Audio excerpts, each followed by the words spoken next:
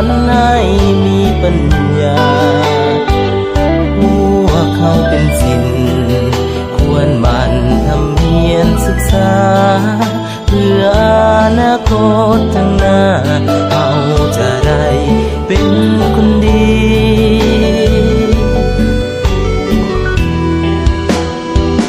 บางครั้งคู่นี้อาจจะมีถ้อยคำให้ด่าแต่ให้รู้ว่านั่นละนะมันคือคำสอนมาในวันนี้จะขอห้องเป็นทำนองส่งเสียงโห่ห้องสรรเสริญคู่ของพวกเราบุญคุณคู่นี้สุดแสนประเสริฐสุดแสนล้ำเลิศเกินกว่าจะพันละนาคู่ผู้สิทธิสอนความหูถึงต่างนานาเด็กเราจะเลินก้าวหน้าจะพัฒนาศาสตร์ให้เจริญขออวยพรใส่ตั้งแต่นี้ไปคู่จงสุขีโหยพยามีให้คู่นี้จงสุขสำราญพวกเขาเป็นศิลป์สัญญาจะบอกเกียรติคร้านตั้งใจ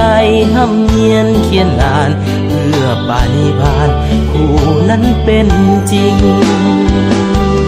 บุญคุณคู่นี้สุดแสนประเสริฐสุดแสนล้ำเลิ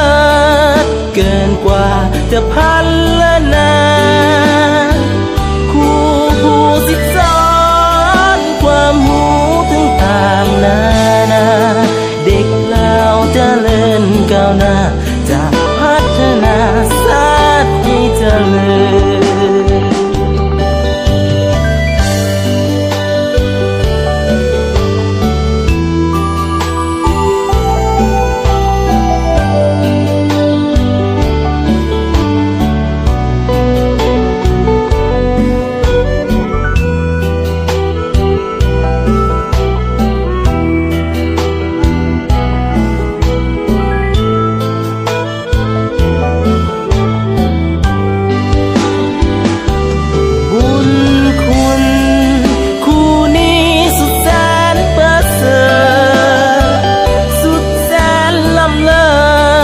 เกินกว่าจะพันละนา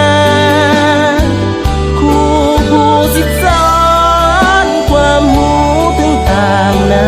นาเด็กเราจะเลินก้าวหน้า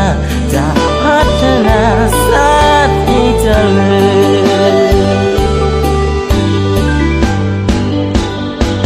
คู่ผู้สิทธิสอนความหูถึงต่างนานาจะเลินก้าวหน้าจะพัฒนา